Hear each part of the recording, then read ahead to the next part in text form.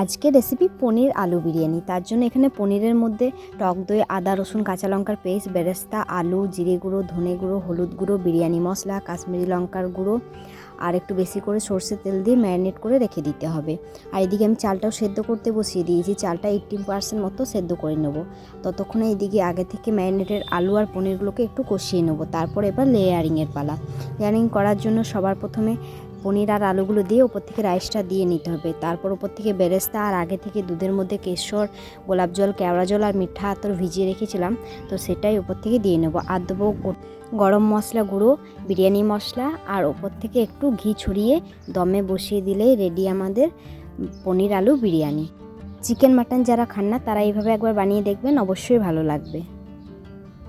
তো আজকের মতো ভিডিওটা এখানেই শেষ করছি। দেখা হবে আবারও কোনো একটা সুন্দর ভিডিও। তো ততক্ষণের জন্য সবাই ভালো থাকবেন। তো আজকের মতো টাটা।